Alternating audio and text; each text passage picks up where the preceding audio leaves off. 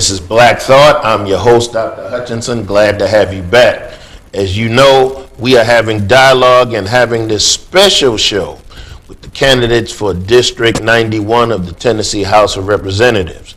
If you've been watching us, you've noticed that each one has given their presentation of why they are seeking the office. And so presently we have some questions that we will be asking them. We provided them the questions ahead of time, and we look forward to hear their answers. Let me ask the first question. And I think I'm going to start this question with Ms. Terica Lamb, and then we'll rotate this way, and then we'll rotate back this way. What do you see as the role of an elected official? The role of an elected official is always to serve its residents without selfish interests, without ulterior motives.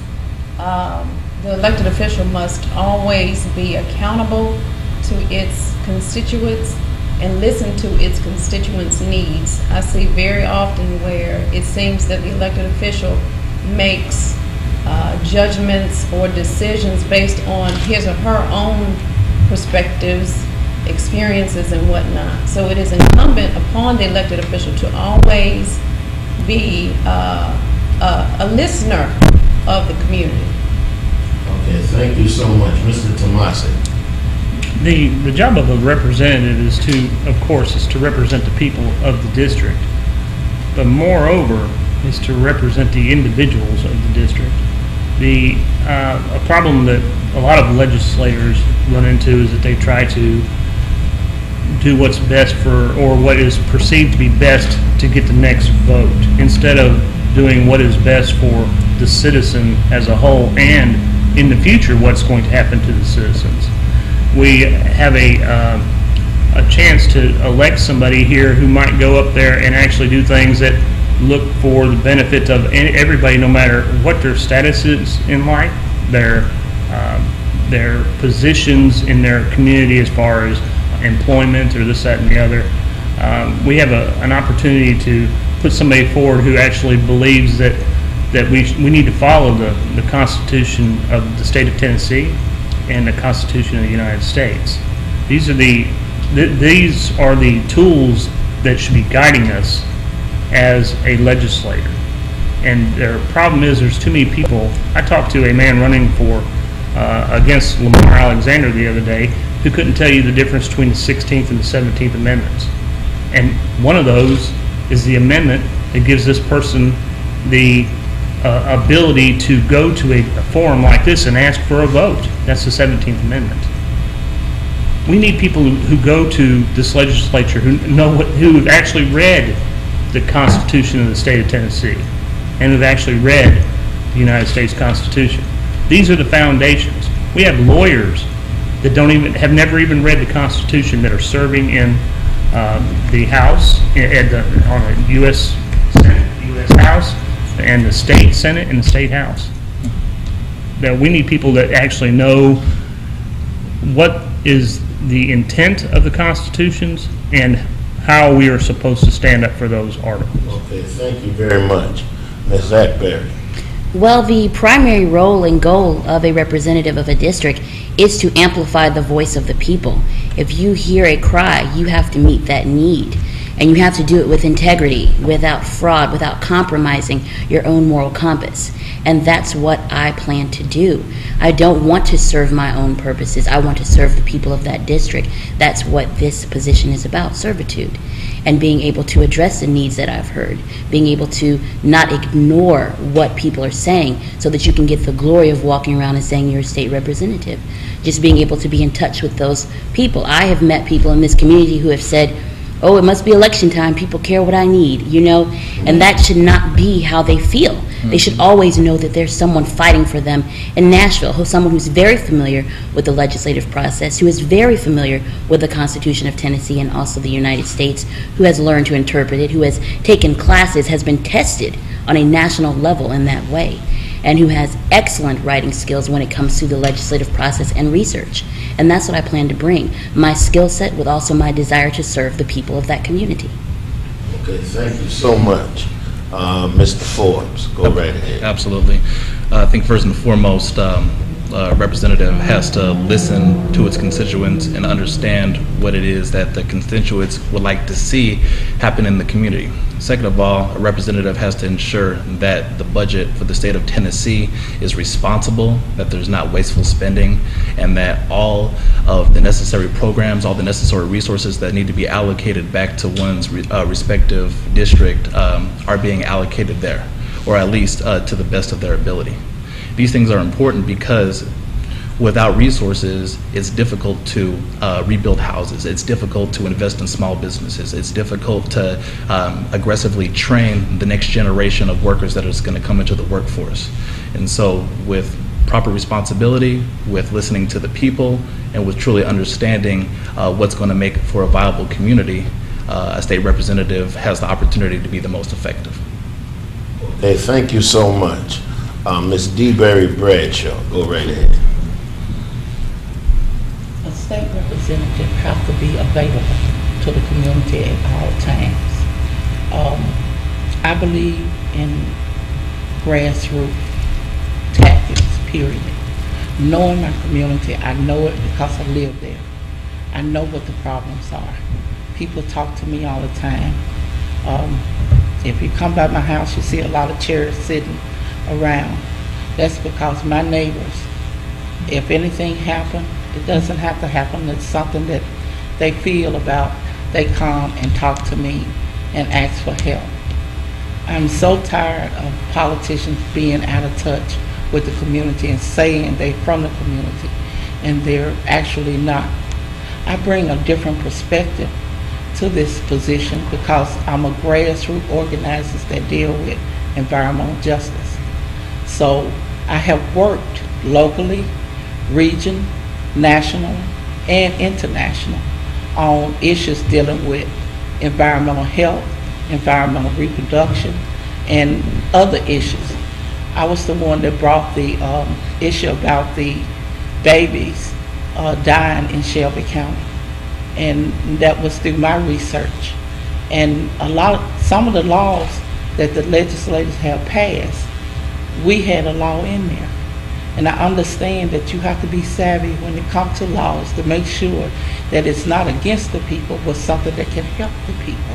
And a lot of times we so gung-ho on making laws that we don't look back and see what is the need. And I know that when it comes to programs coming to the community, we got to start with the babies, got to start with the youth, because it seemed like our community get cut out of all the different programs. And when you have an impoverished community like ours, the youth, the young people, they have nothing to do in the community. They close the community centers. The first community centers that get closed is in our community. And we need these programs so that we can have people to grow up in a productive manner. Thank you very much. Okay. Thank you. I appreciate it. All right, Mr. Moore, go right ahead. The role of the state legislature is to know the problems and aspirations of the constituency in the district and to see that they are served, to make sure that the resources come back to our community that are rightfully ours. Every resource that's available to the district and to Shelby County, and to serve. And that's why I'm in this, to serve, to be accessible and ready to serve. We need to make sure that education is fully funded from pre-K through college. We need to make sure that economic development is done in our district. We need to voice the concerns of the people and not our own. And when elected to Tennessee House District 91, I will serve in that capacity. Thank you, sir. Thank you so much. Ms. Ford, go right ahead. Thank you. I'd like to start by saying that I have good faith that we are all literate, intelligent candidates that have the full capacity to read and interpret everything that is in front of us. But the truth is, not one single person at this table has served as a state representative. So every person will be entering this as a new experience. To say that you have any leg up on anyone else is simply not true. Now, we are also all residents in this community. Whether we currently live there or we grew up there and our grandparents grew up there and our great-grandparents grew up there and we've been members of this community, those things may differ. But the state law requires that you intend to live in the district upon being elected to this office. So let's be clear, okay, and let's be positive. I intend to run a positive, progressive campaign. I do not disparage the character or the personal family name of anyone else, and I would like to hopefully be in the company of like-minded people. If anybody listening is tired of the politics of personal destruction, I ask that you come my way, because I want to start a new way, a new chapter. As far as being a representative of the people, yes, we have, as human beings, 2 ears and 1 mouth. That means we are supposed to listen twice as much as we are supposed to speak. We are going there to represent the issues and concerns and the cares of the people that live in District 91 and also in the state of Tennessee as a whole. We'll be voices for the state of Tennessee as a whole. Let's send someone who knows that and who has also has a history of championing the people in this city. I mean, if we really look at it, if people really want to know who to trust, you got to trust people who have already been there and done that for you. And I'd say thank you very much. All right, thank you very much. For those of you who are watching, we have time limits on the answers, and in saying that, what we're going to do with the next question is combine 2 questions. And so instead of having the 2 minutes, we will give you 3.5 minutes. Here are the questions. What do you see are the greatest needs of the district you hope to serve, and how do you propose to address these needs? What we will do this time is start with Ms. Bradshaw, Ms. DeBerry Bradshaw, work this way, and then come back and work that way. Ms. DeBerry Bradshaw. I think the greatest need in our community is education, because that is the escape from poverty. And if our children don't get it at a young age, then they have problems all through life. That means that they don't get the education. The next step is the criminal element, and then the next step, we will be paying for their housing the rest of their life in jail somewhere. And so we got to understand that we got to focus as hard as we can to make sure that our children get the right type of education. That's the reason why we fight so hard for these schools to stay open in our community, because it's important that our children is surrounded by a loving element, and that's the community that they know of. Going out of the community, getting an education sometime at a young age, they get lost. And it's important that this, I hate to say village, but the community have hands on raising the children there in our community. And I think that the other issue is understanding how the environment itself play a large part of everything that happens in our community. Because if children is exposed to contaminants at an early age, they may not even make it because they have health problems. And we have so many children in our community with cancer. And this is something that people don't talk about. It's so important that we focus on the health of our children, that in order for them to grow and prosper, you know, throughout life. So we got education, we have the environment that is a dire problem in our area. Then we have the criminal element itself. And that's because of poverty. And we know that if the economic standards of a person, if they can provide for their family, they don't have time to cause problems like that is being caused in our community. So when there's a lot of criminal elements there, we don't want to live in that community.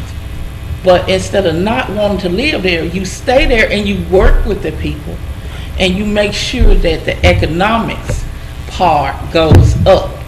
And if we focus on what those true needs are, and don't judge people, because they may be the main ones that can help with everything else, because we have a lot of addicts in that area. I sit and I talk with them, I encourage them to do better, and those are our goals. It takes everybody to build that community up. And see, our area is unique. It's like a small town by Corey, Middle, Bunker Hill, Mallory Heights, Alsea. We're like a small town, and everybody knows the parents, the grandparents, everybody. Thank you so much. Thank you, sir. All right. Mr. Moore, go right ahead.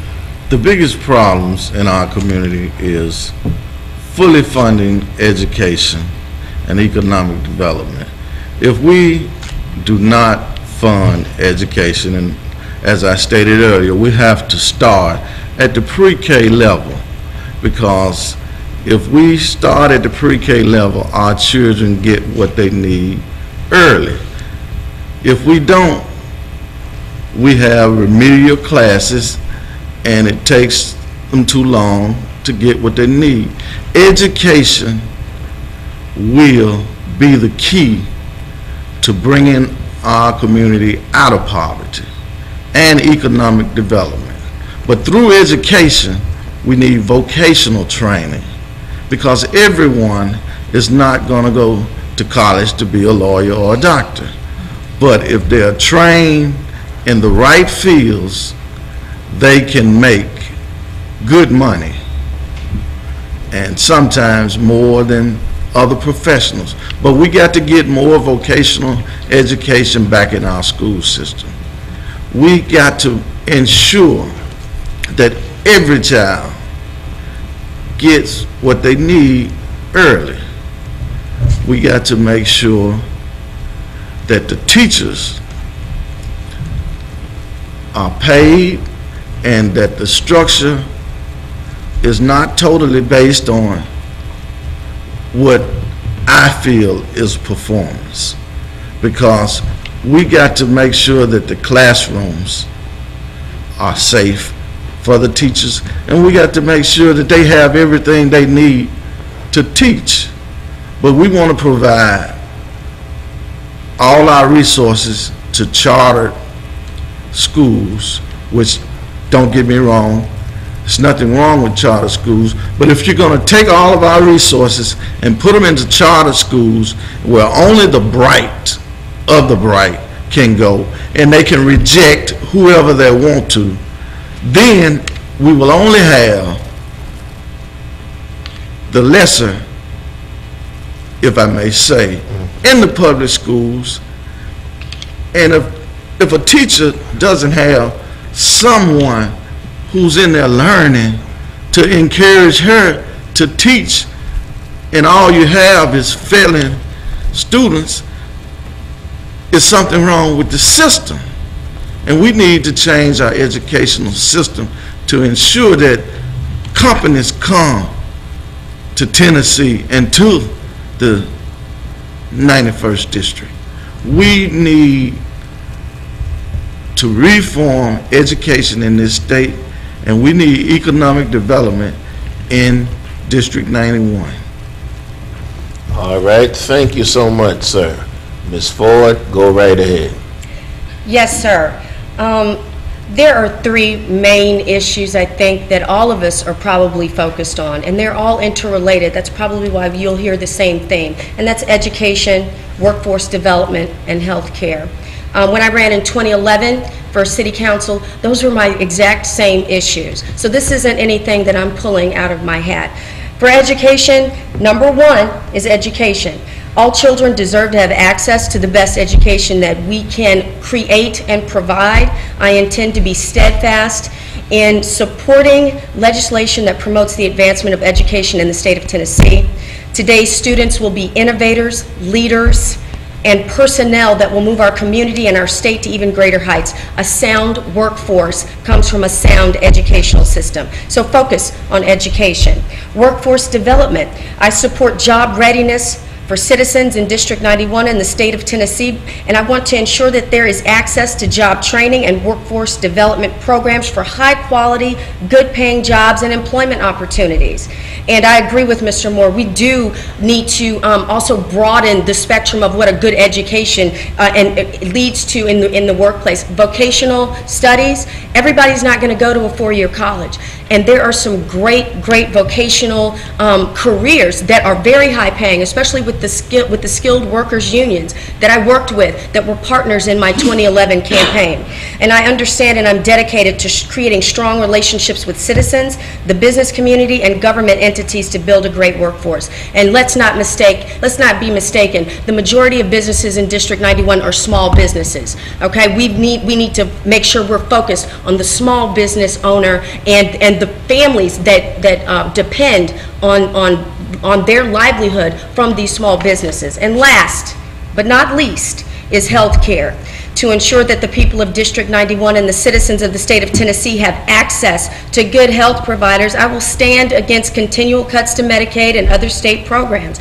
And my mom is 70, praise God. She's had cancer in the last 2 years, and she just had 2 knees replaced. She depends on her defined benefits, and I was standing right there with her. So I know personally firsthand what that means to people in these communities.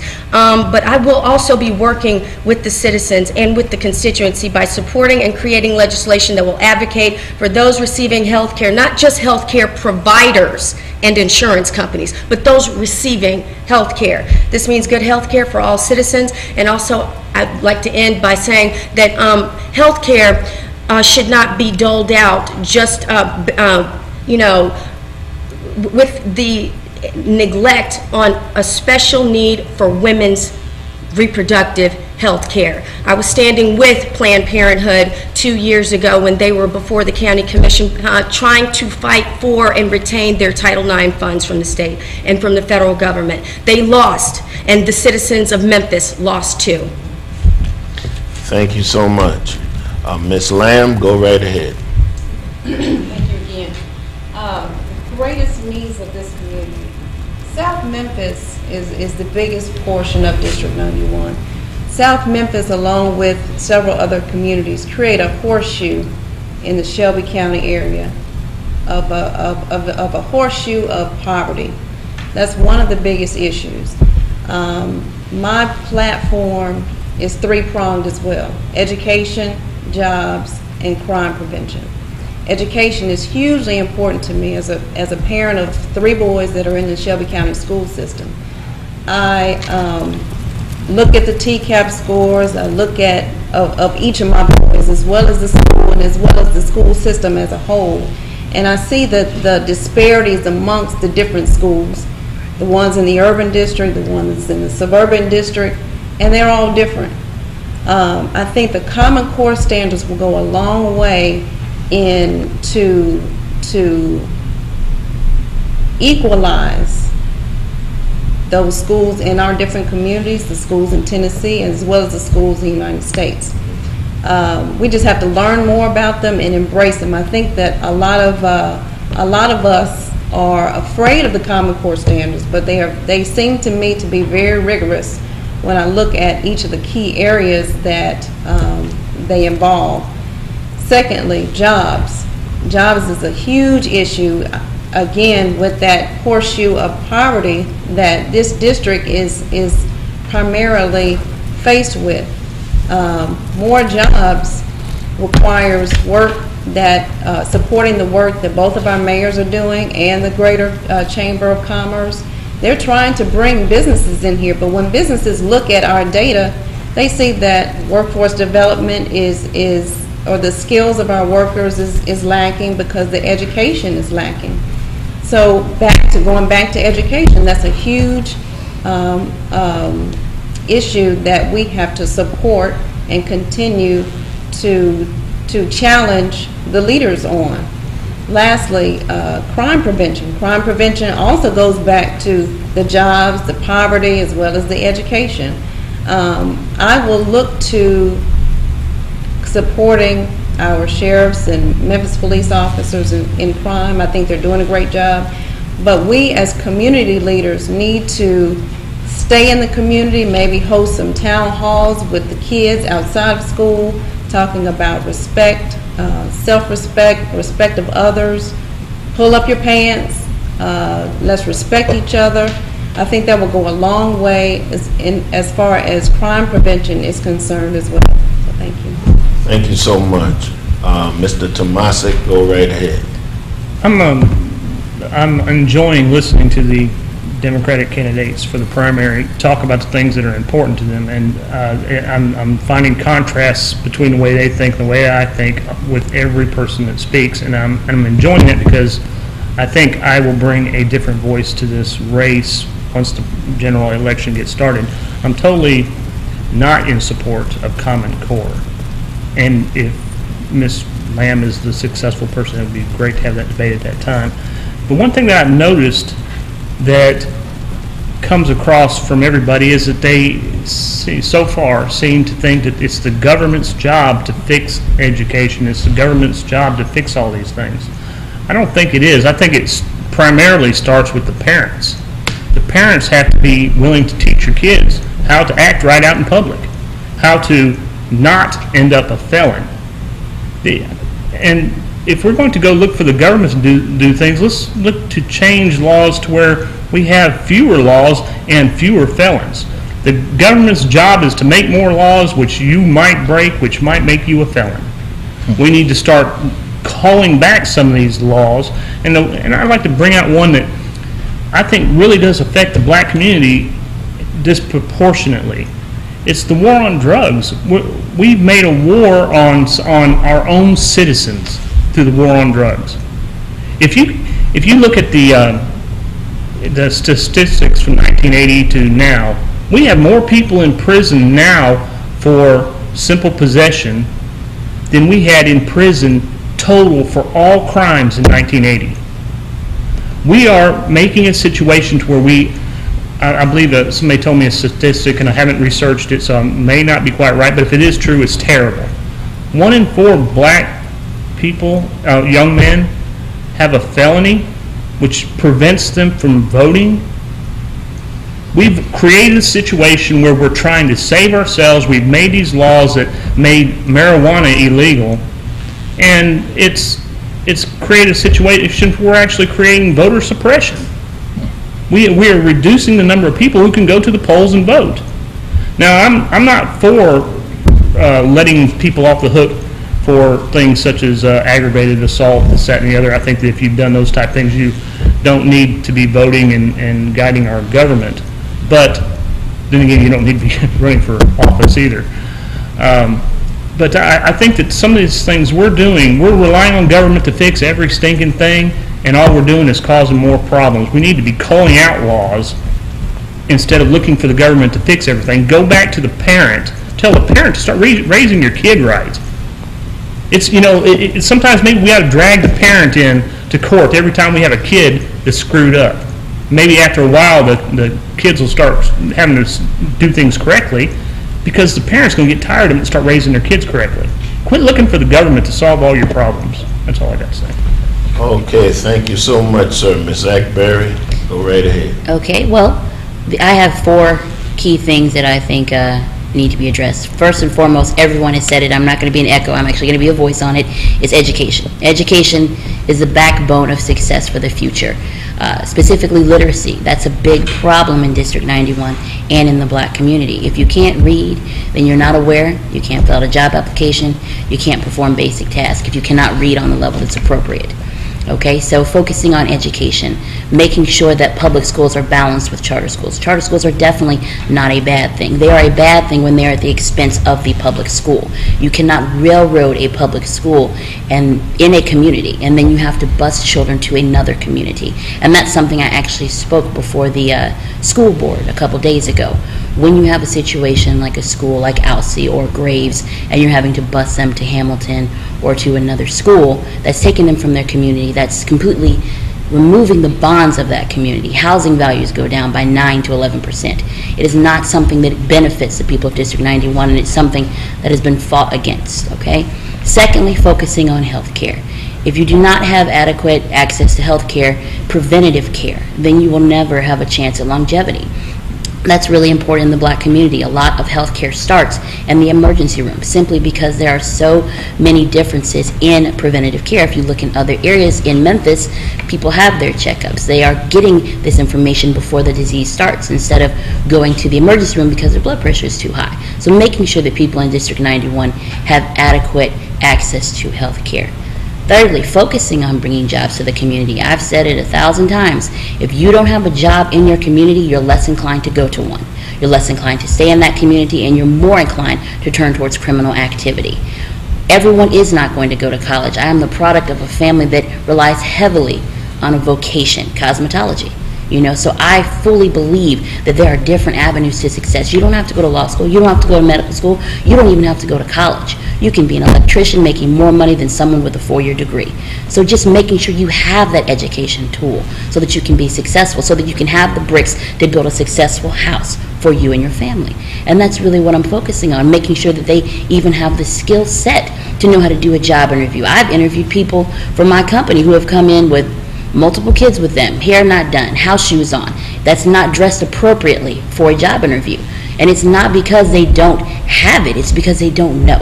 So educating that community so that they can step up to the plate when it comes to getting a job.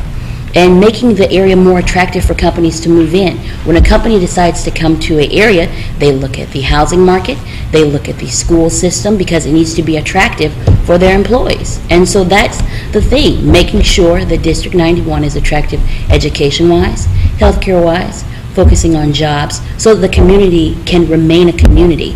Because if you look at certain areas, and I experienced this working with State Representative Barbara Cooper in North Memphis, some areas look like a war zone. We're focusing on places outside of this country when we need to be looking at places in our own backyard for community development. Okay, thank you so much. Mr. Forbes, go right ahead. All right, thank you. I think 3 of the greatest needs in the community, and I hope I don't sound like an echo, but I think I'll try to consolidate a few of them into one, is holistic community development. We've talked about the issue of our children's literacy, and a lot of times we try to point the finger at either the parents, the teachers, the administration, churches, community associations, when everybody's feet needs to be held to the fire. If a teacher could be responsible for all the variables that our children face after the hours of 7 to 3, then it would be okay to hold them completely responsible. But holistic community development entails parenting classes. It entails job training classes. And as a community developer, I've taught those job training classes. I saw someone who would habitually come in late to my class wearing bed clothes, start putting on clothes like she was ready to go to the job. She would start doing her hair as if she was ready to interview for a job. We would talk about different life issues, the issues of abuse, the issues of addiction, the issues of parenting children. Because in this world, sometimes people make a series of poor choices, but that doesn't necessarily mean that that's the end of the story for them. I believe that your story can change with the turn of a page. And so holistic community development needs to be the primary focus of our community if we wanted to make it viable. Ms. Agberry did talk about the issues of what happens when you close a public school, you close a community school. It does affect the housing stock, and it makes it more difficult for parents who are not mobile to get to their children if they're bused outside of the community. So those are things that we need to think about. Second of all, we need to focus on having access to health care. There is not a single healthcare clinic in the Alcee Ball community. There are some small-scale healthcare clinics over there off of Mallory and Lauderdale, and there are Christ Community Clinics in other areas. But talking to the people who run Christ Community Clinic, they are bound by data from the federal government that says Alcee Ball or other areas in District 91 are not high need, so therefore we can't build one there, but we go to another place that has more blight, that has more dilapidation, that has more communities in disrepair, and we'll put one there. But that doesn't help our family. It doesn't help our children that need immediate access, and so then we're forced to go to the Medplex, you know, to use an ER doctor as a primary care physician. So those are things that we need to address, we need to change, and we need to do it in a common sense way. Third, we need to have a more equitable criminal justice system. There are 72 public defenders in Shelby County, and they carry a caseload of 31,000 cases. There is no way in the world that you can provide a quality defense for a person who may have made a poor life choice with those type of numbers. And so reform needs to be made in that area so each and every one of us has a fair shot at a fair trial. And hopefully, with the community development, with the access to health care and an equitable justice system, then our young men and women won't have to choose between committing crime or going to work, that they'll have an attractive place to work and build a living for their wives and for their children, for generations to come. Thank you so much. Thank you so much.